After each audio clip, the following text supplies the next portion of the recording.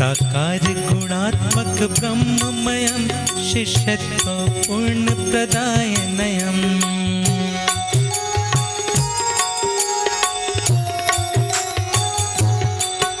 साकार गुणात्मक ब्रह्ममयं शिष्यत्व पूर्ण प्रदायनयम्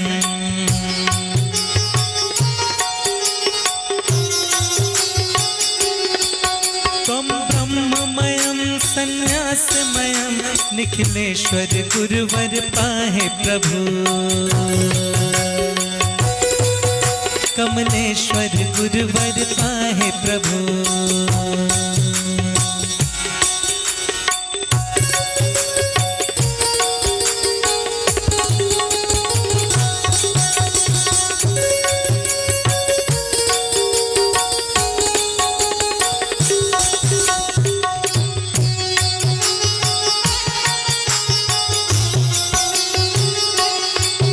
करुणावर अब्ज दया देहं लयब्रीज प्रमाणं सृष्टिकरम्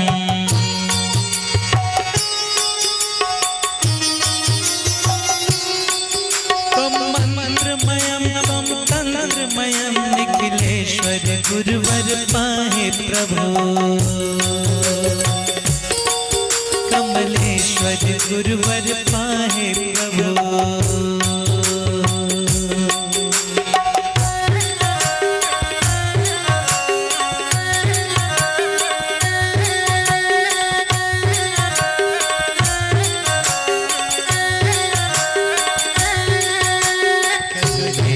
विदेश सुरेश मयं सिद्धाश्रम योगिन शंकर स्वयं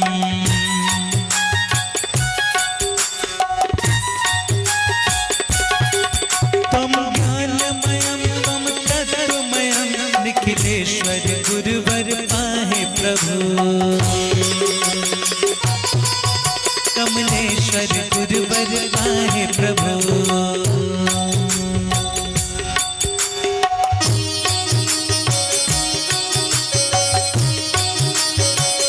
सभी लोग मीठी मीठी ताली बजाते रहे।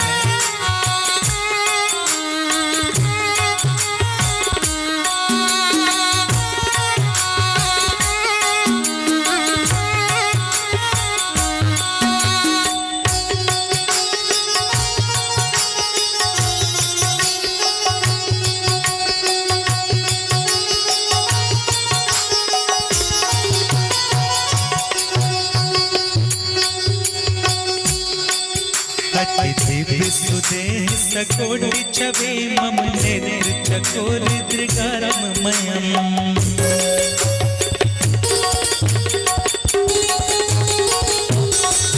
सुखदं वरदं वरदानमयं निखिलेश्वर गुरुवर पाहे प्रभु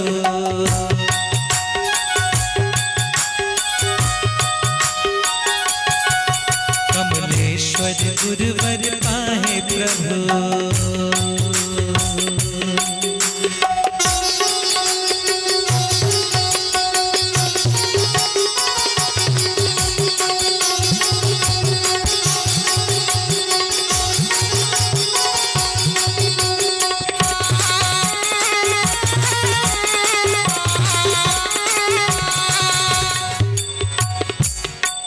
त्वं ज्योतिमयं त्वं ज्ञानमयं त्वं शिष्यमयं मम प्राणमयम्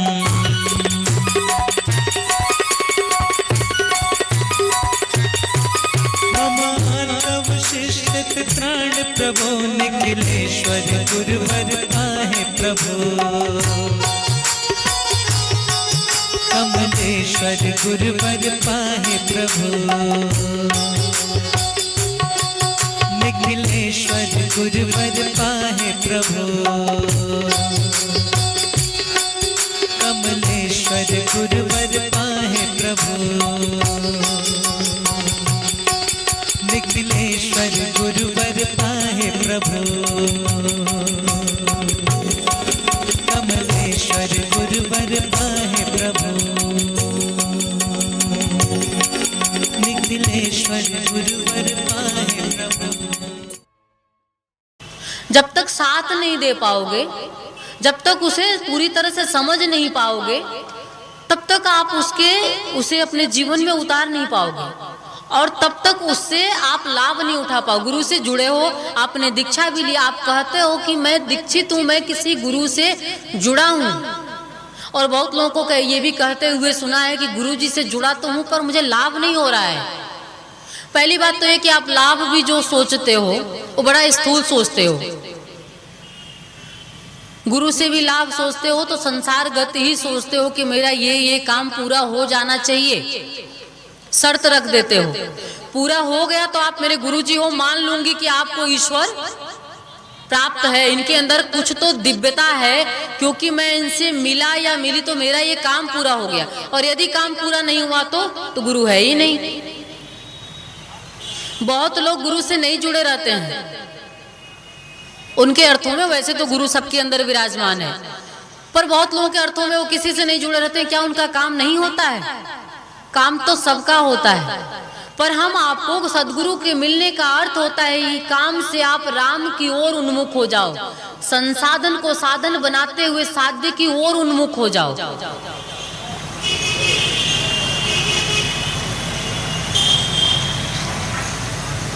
और ये ईश्वर की कृपा है कि वो ऐसे क्षण निर्मित करता है कि आपको अपने ही सदगुरु के माध्यम से, खुद सदगुरु के रूप में वो आपके बीच में आता है, अपने माध्यम से आपको प्रेरणा देता है, आपको प्रेरित करता है अपनी ओर उन्मुख होने के लिए।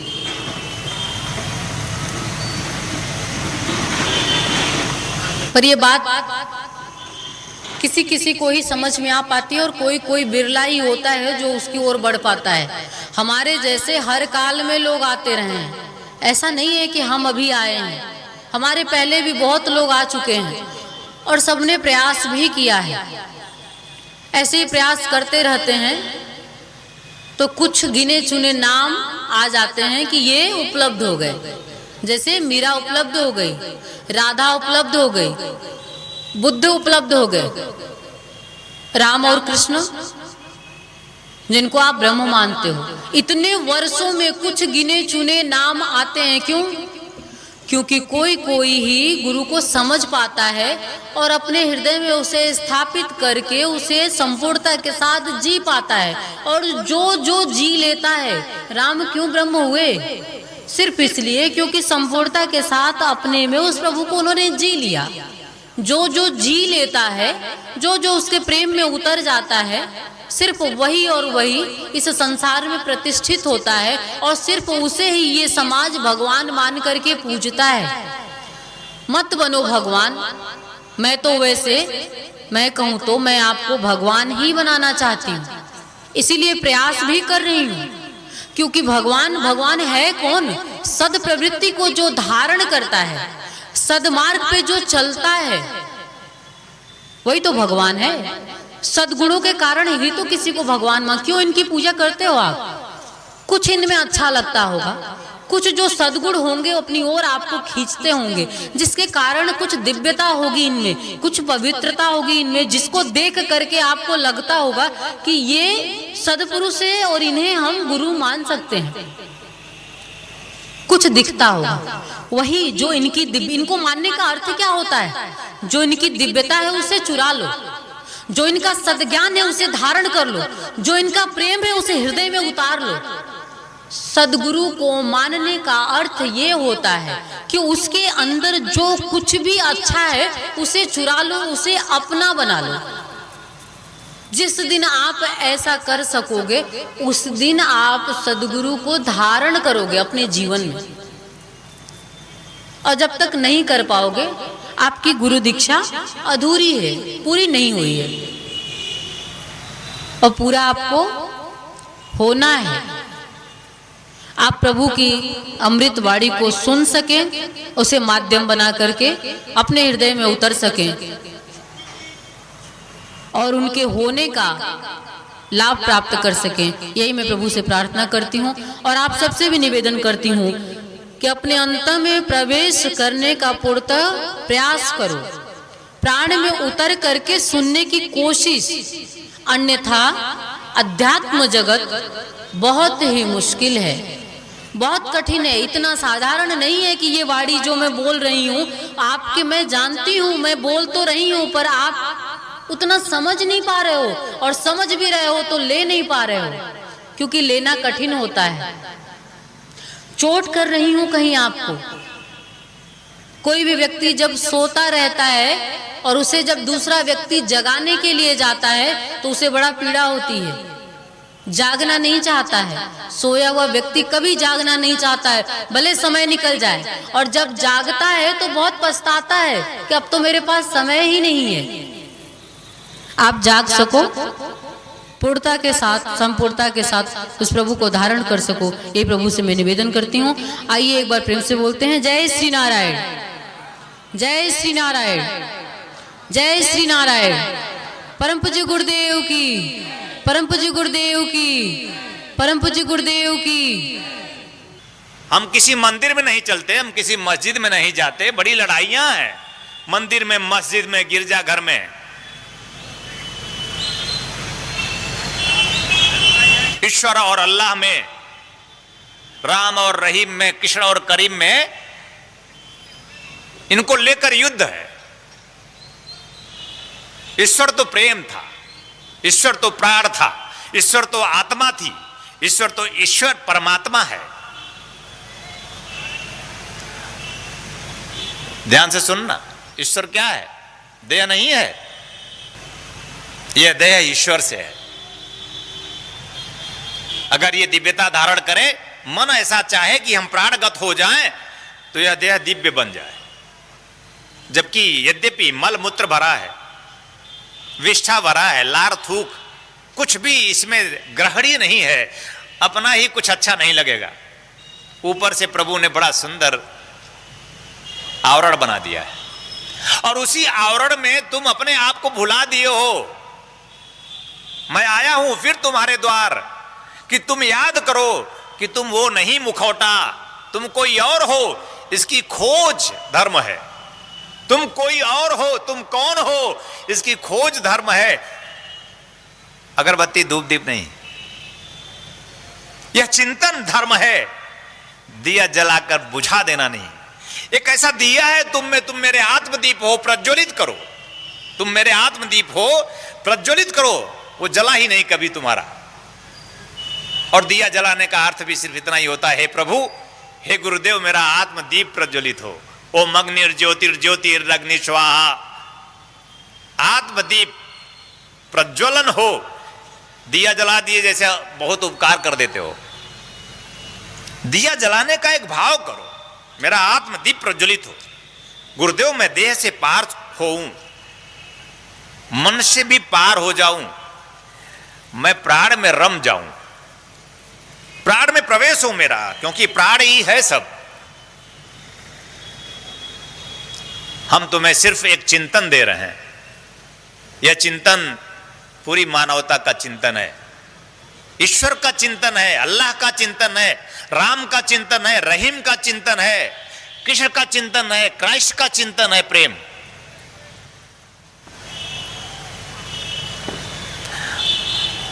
और इन्हीं के नाम पर हम लड़ते हैं।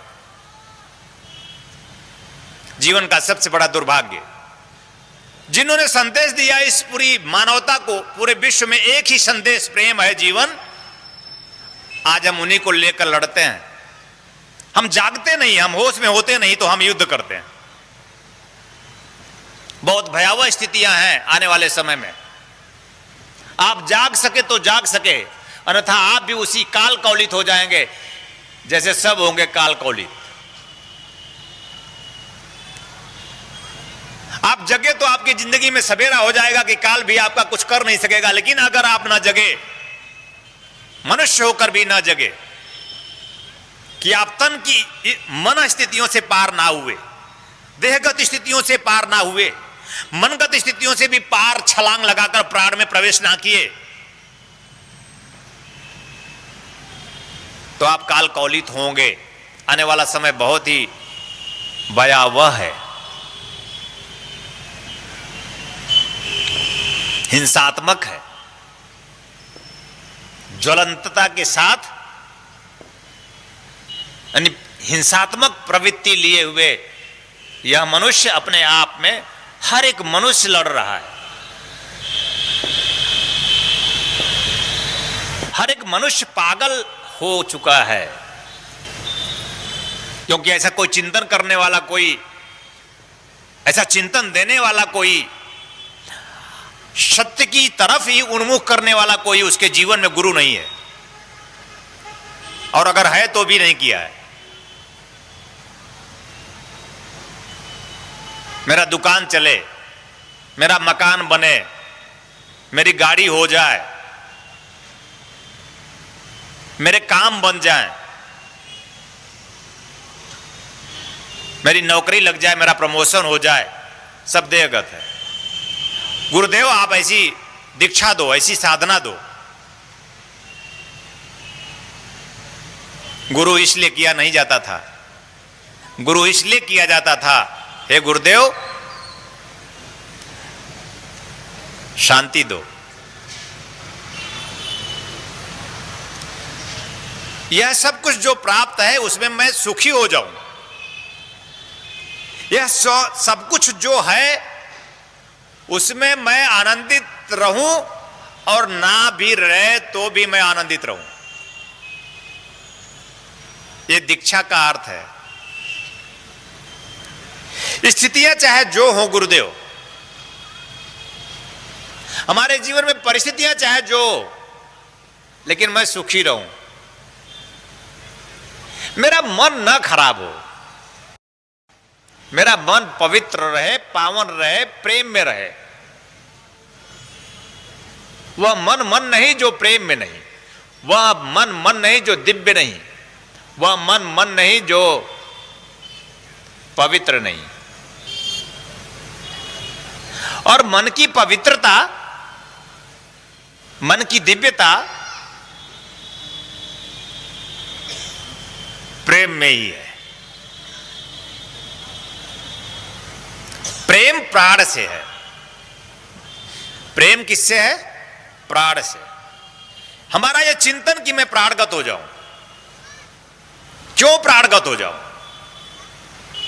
हमारा यह चिंतन क्यों बने कि मैं प्राणगत हो जाऊं? क्योंकि प्राण के बिना हम रोएंगे एक दिन, क्योंकि प्राण ही है कि हम हैं। हम मतलब मैं और तुम। प्राण ना होता तो ना मैं होता, ना तुम होते। प्राण ना होता तो ना पति ना पत्नी, प्राण ना होता तो न पुत्र न पुत्री। महत्वपूर्ण प्राण है, पति पत्नी नहीं है। और तुम्हारा चिंतन सिर्फ पति पत्नी होता है, पुत्र पुत्री होता है। और मैं कहता हूं छोड़ो ऐसे चिंतन को। तुम्हारा प्रेम सिर्फ पति पत्नी होता है, पुत्र पुत्री होता है, और तुम रोते हो। मैं कहता हूं छोड़ो ऐसे चिंतन को, प्राण में उतर जाओ, सब स्वस्थ हो जाएंगे, सब सुखी हो जाएंगे। और नहीं होंगे भी तो भी तुम्हारा क्या बिगड़ जाएगा? तुम्हारा बन जाएगा। प्राण में उतरना जरूरी है, इसलिए तुम्हारा जीवन तुम्हें प्राप्त हुआ है। जितनी समग्रता से, संपूर्णता से, जितनी निष्ठा से एकाग्र होकर आप मुझे इस समय विशेष में सुन रहे हो, ऐसा चिंतन अगर आपका मेरी अनुपस्थिति में भी बना रहे किसी पल, तो आप अपने में ही उतरने लगेंगे। और मैं चाहता हूं कि समय विशेष में काल जब आपके समक्ष हो, तो आपका स्वरूप महाकाल का हो।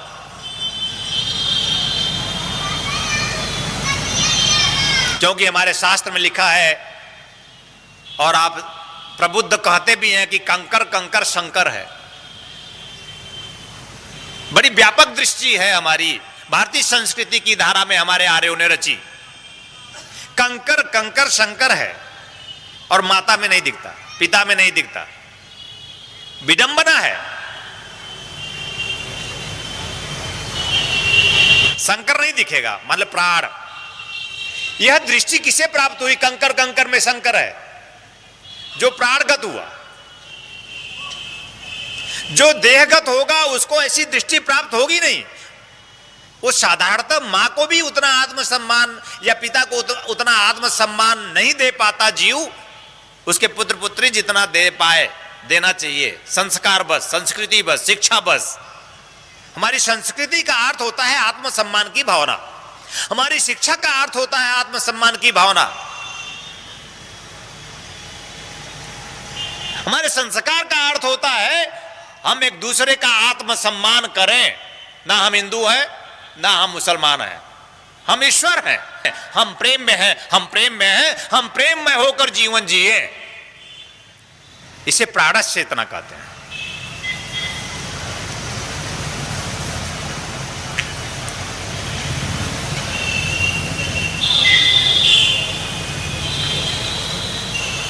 अभिवादनशीलस्य नित्य वृद्धोपि सेविनः, हम अभिवादन करें नित्य उनकी जो वृद्ध हैं।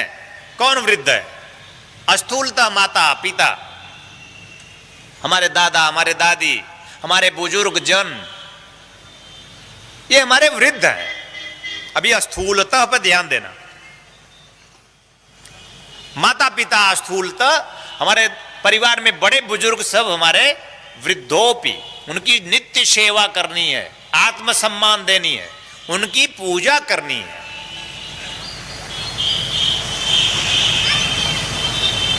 चौदह फरवरी वैलेंटाइन डे,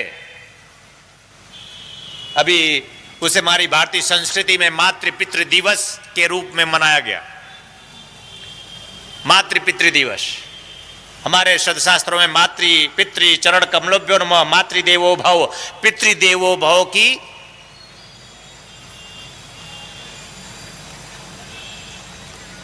मन स्थिति दर्शाती है हमारा सदशास्त्र। मातृदेवो भव कि माता देव है, पिता देव है। हम कहां देख पाते हैं माता पिता को देवता? बमुश्किल शायद, वो भी स्वार्थ में। हमारी उनसे प्रीति हो कि संपत्ति मिल जाएगी, इसलिए पूजा है। संपत्ति प्राप्त हो जाए इसलिए पूजा है। तो देह है, और देह है तो पशु है, देह है तो काम है, देह है तो क्रोध है, देह है तो लोभ है, देह है तो मोह है। और ऐसा ही जीवन जीते हुए हम समाप्त हो जाते हैं। देह जगत जीवन, जड़वाद के हम पोषक हैं, जड़वादी मानवता के पोषक हम कि नहीं? मेरे होना चाहते हो तो देह से पार सोचो। दुखी हो, सुखी होना चाहते हो तो उस देह से मुक्त होकर एक चिंतन और मंथन बनाओ।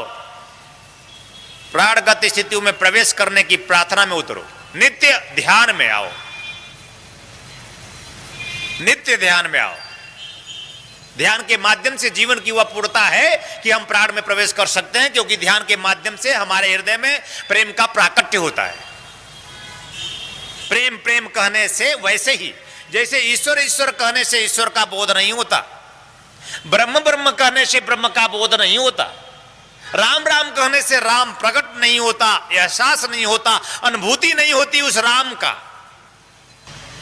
आपके कहने से वो प्रकट नहीं होगा। करिए, ध्यान में बैठिए। ध्यान के माध्यम से प्रेम का प्राकट्य आपके हृदय में। ते ब्रह्मलोकेषु परांत काले परामिता पर मुचिंद सर्वे। ते ब्रह्मलोकेषु, ब्रह्मलोक कहां है?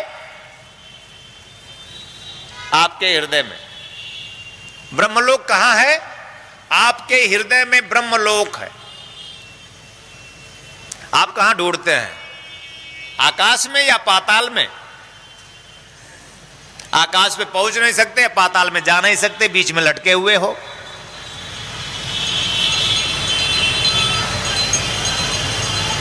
कहते हैं कि वह कहां मिलेगा? बोले आका, तुम भी तो हाथ ऊपर करते हो, हे भगवान।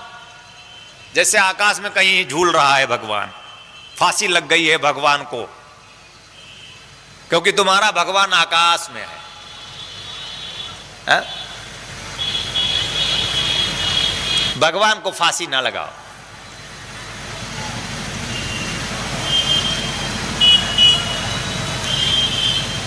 धरती में भी है, जड़ है, न्यूनाधिक रूप में धरती में प्राण है। और धरती का प्राण तुम्हें तुम्हारे इस शरीर को पुष्ट करने के लिए, सबल करने के लिए कितना अनाज पैदा करता है, कितनी सब्जियां पैदा करता है, कितने प्रकार की सब्जियां, अलग अलग प्रकार के टेस्ट देता है, नहीं देता? ये न्यूनाधिक प्राण धरती में जो समाया है, जिसने धैर्य धारण किया है, जो भी वो कई गुना के रूप में प्राप्त करो। क्या धरती का पूरे देखो, धरती का प्रताप देखो, धरती का धैर्य देखो। मिर्ची बोते हो, एक बीज पड़ता है और 1000 एक पेड़ पैदा होता है, 1000 मिर्ची पैदा कर देता है, लो खाओ, और वो तीखा रहेगा, वो तीखा रहेगा। गाजर बो देते हो, गाजर मीठा हो जाता है। वही धरती, वहीं पे मिर्ची बो दो और वहीं पे गाजर बो दो, मिर्ची तीखी और गाजर मीठा। ये प्राण देखो जरा, इस धरती में भी प्राण है, पर प्राण का चमत्कार देखो, क्या चमत्कार है प्राण का। यही तो चमत्कार मैं तुम्हें देना चाहता हूं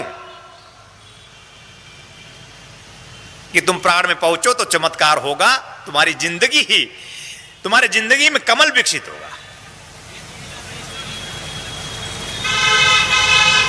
एक पुष्प विकसित होगा तुम में, जो सुगंध से भर देगा तुम्हें। पर तुम हमारे बिना ये चिंतन नहीं करते। तत्वचिंतक पूज्य गुरुदेव श्री स्वामी कमलेश्वरानंद जी का संकल्प है एक ऐसे समाज का निर्माण करना जिसमें हम सभी स्वावलंबी हों, आत्मनिर्भर हों। ध्यान योग जन जागृति सेवा संस्थान द्वारा संचालित ब्रह्मानंद बाल विकास केंद्र में उपेक्षित और अनाथ बच्चों को संस्कृति संस्कार से पूर्ण शिक्षा दीक्षा प्रदान कर उनका सर्वांगीण समुज्ज्वल विकास किया जाएगा। हमें अवसर मिला है इन बच्चों के लिए कुछ करने का, तो आइए हम सभी पूज्य श्री गुरुदेव के संकल्प को पूरा करने में अपना भरपूर सहयोग कर पुण्य के भागीदार बने। साथ ही गौ सेवा हेतु गौ आश्रम, अनाथ बच्चों हेतु अनाथाश्रम, असहाय बुजुर्गों हेतु वृद्धाश्रम और निर्माणाधीन ध्यान योग सिद्धाश्रम एवं संस्थान के अन्य विभिन्न प्रकल्पों में आप श्री भी अपना सेवा सहयोग प्रदान कर संस्थान का सदस्य बन मानवता को धन्य करें। संस्थापक सदस्य 9 लाख या अधिक, सह संस्थापक सदस्य 6 लाख या अधिक, संरक्षक सदस्य 3 लाख या अधिक, आजीवन सदस्य 2 लाख या अधिक, सम्मानित सदस्य 1 लाख या अधिक, विशिष्ट सदस्य 51,000, सामान्य सदस्य 21,000। सहयोग के लिए आप श्री संस्थान के बैंक अकाउंट में सहयोग राशि जमा करा सकते हैं। बैंक ऑफ इंडिया ध्यान योग जन Jagriti Seva Sansthan, account number 014320110002228, IFSC BKID 0000143, branch Badlapur east, Thane Maharashtra 421503। आप श्री का अनुदान आयकर धारा 80G के अंतर्गत कर मुक्त होगा।